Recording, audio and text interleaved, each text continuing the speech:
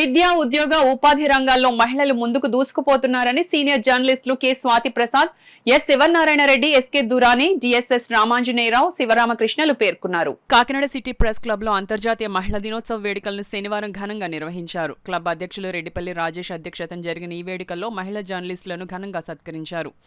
స్వాతి ప్రసాద్, శివనారాయణ రెడ్డి, దురాని, రామాంజనేయరావు, కృష్ణలు మాట్లాడుతూ తల్లిగా, చెల్లిగా, భార్యగా విభిన్న పాత్రలను సమర్థవంతంగా పోషించిన మహిళలు నేడు ఉద్యోగులుగాను తమ ప్రతిభ పాటవాలను ప్రదర్శిస్తున్నారన్నారు. అనంతరం మహిళా జర్నలిస్టులు నాగజ్యోతి, అనుశ్రీ, ఐశ్వర్యాలను ఘనంగా సత్కరించి జ్ఞాపికలనం చేశారు. సత్కార గ్రహీతలు మాట్లాడుతూ వృత్తి నిర్వహణలో తమకు కుటుంబ సభ్యులతో పాటు సహచర జర్నలిస్టులు అందిస్తున్న సహకారాన్ని మరువలేమన్నారు.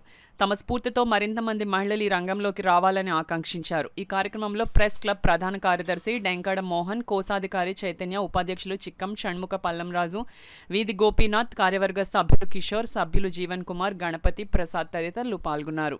అలాగే అంతర్జాతీయ మహిళా దినోత్సవ శుభాకాంక్షలు తెలియజేస్తున్నాను. నేను మీ అందరికీ తెలియకపోవచ్చు, నేను కొత్తగా ఈ ఫీల్డ్లోకి వచ్చాను. ఈ ఫీల్డ్లో ఇంకా ముందుకు కొనసాగాలంటే మీ అందరి సపోర్ట్ కూడా నాకు కావాలి.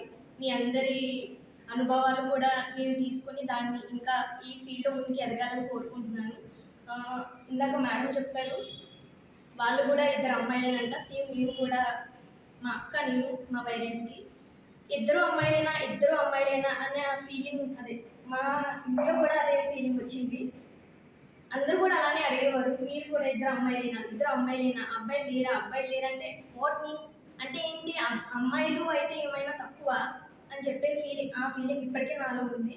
సో అందువల్లే మేమిద్దరం కూడా బాగా చదువుకొని అబ్బాయిల కంటే మేమేమి తక్కువ కాదు అని ప్రూవ్ చేసుకోవడానికి మేము ఇంకా కష్టపడుతూనే ఉన్నాము. మా అక్క సెటిల్ అయింది, నేను కూడా ఈ ఫీల్డ్లో ఇంకా ముందుకు ఎదగాలని. అలాంటి సంఘటనల మీద కూడా ఇటు మహిళా జర్నలిస్టులు అవ్వచ్చు, అడ్వకేట్స్ అవ్వచ్చు, డాక్టర్స్ అవ్వచ్చు, అందరూ కూడా ముక్తకంఠంతో వాటిని ఖండించడంతో పాటు అటువంటివి జరగకుండా కఠినతరమైన చట్టాలు తీసుకొచ్చేందుకు మీ వంతుగా మీరు ఉద్యమాలు ఉధృతంగా చేసి ఈ సమాజంలో మహిళలకి అలాగే బాలికలకి కూడా ఏ విధమైన ఈ యొక్క అత్యాచార ఘటనలు కానీ, కిడ్నాప్లు ఇలాంటి వాటి నుంచి నియంత్రించడానికి, అలాగే సోషల్ మీడియాలో వాళ్ళని వేధించడం, ఇలాంటి వాటి మీద కూడా చర్యలు చేపట్టడానికి ఈ యొక్క ఒక స్ఫూర్తిదాయకమైన ఉద్యమాన్ని తీసుకుంటే బాగుంటుందని చెప్పేసి నా సూచన. అలాగే ఈ యొక్క అంతర్జాతీయ మహిళా దినోత్సవ సందర్భంగా ప్రెస్ క్లబ్ ఆధ్వర్యంలో అతి తక్కువ టైంలో ఈ యొక్క కార్యక్రమాన్ని నిర్వహించినందుకు నిర్వాహకులకి,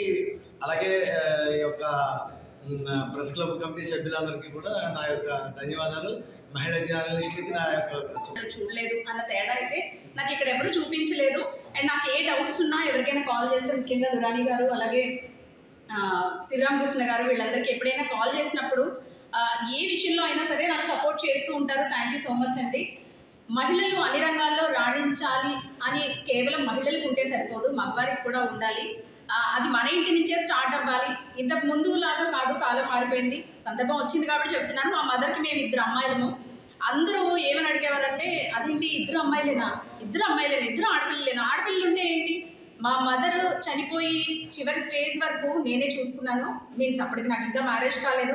మా మదర్ కూడా నా చేతుల్లోనే ప్రాణాలు కోల్పోయారు అనమాట. ఆ టైంలో కూడా ఒక మగవాళ్ళలాగా చివరి వరకు నేనే ఉన్నాను. అది ఇప్పటికీ గ్రేట్గా ఫీల్ అవుతాను. ఎందుకంటే మగవాళ్ళే చూడని రోజులు ఇవి, కన్న కొడుకులే చూడని రోజు. కానీ ఆడపిల్ల అలా వదిలేదండి తల్లిదండ్రుల్ని. సో ఇంట్లో బాధ్యతలతో పాటు బయట బాధ్యతల్ని కూడా మోస్తూ మరింత ముందుకు వెళ్ళాలి మహిళలను కోరుకుంటూ మహిళా దినోత్సవ శుభాకాంక్షలు అండి. అండ్ నాకు ఈ అవకాశం ఇచ్చినందుకు మీ అందరికీ.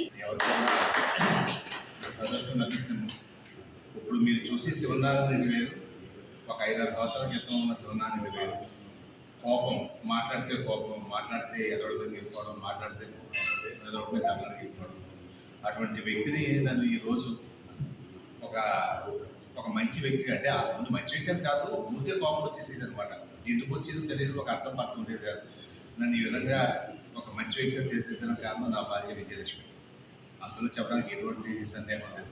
అదేవిధంగా అదే కాదు, ఫైనాన్షియల్గా అన్ని విధాలా కూడా నన్ను ఈ విధంగా ఉండడానికి కారణం నా భార్య కాబట్టి, అది మహిళలకు సంబంధించింది కాబట్టి ఈరోజు ఈ అంతర్జాతీయ మహిళా దినోత్సవం చాలా ఇష్టం. ఆ కారణం చేస్తే ఆ మెసేజ్ పెట్టాను. ఇంచేతంటే మహిళలు గౌరవించుకుంటే అంతకన్నా మించింది లేదు మనకి. వ్యక్తిగా మన జీవితం సాగిస్తున్నాం, మన జర్నలిజాన్ని మనం కెరీర్ ఎంచుకున్నాం. కానీ ఓ డాక్టర్ తన పిల్లల్ని డాక్టర్ చేయాలనుకుంటున్నాడు.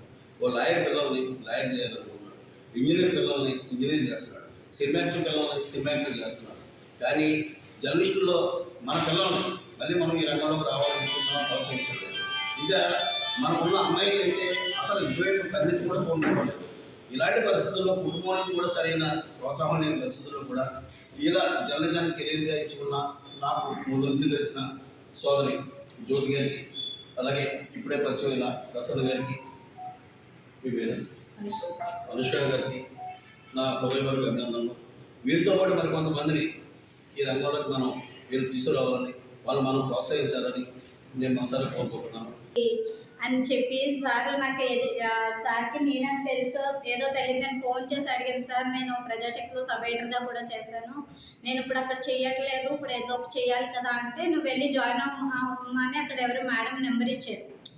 ఆ వెళ్ళగానే నాకు వెళ్ళిన వెంటనే కూడా పేపర్ సెట్టింగ్ అది ఎవరికి ఇవ్వరు, ఇచ్చి ఒక పేపర్ చేయమని కూడా ఇచ్చారు. 3 days వెళ్ళాను నేను. సార్కి గుర్తుండకపోవచ్చు, నేను అలాగా సూర్య పేపర్ అలా వేరు వేరు పేపర్లో చేస్తున్నాను అంటే కనుక ఇక్కడ మీ అందరి సహకారం నాకు ఇప్పటి వరకు కూడా మంచి సహకారాన్ని అందించారు. నాకు అన్నయ్య లేరు, మేము 4 అక్క చెల్లెలమే. అయితే కాకినాడలో నాకు 150 మంది జర్నలిస్ట్ సోదరులు, అలాగే 5 పెద్దల నేను ఉన్నారని హ్యాపీగా చెప్పుకుంటూ నేను ఇంకా ఇంతకు ముందు నేను కొనసాగడానికి కూడా మీ అందరి సహకారం కావాలని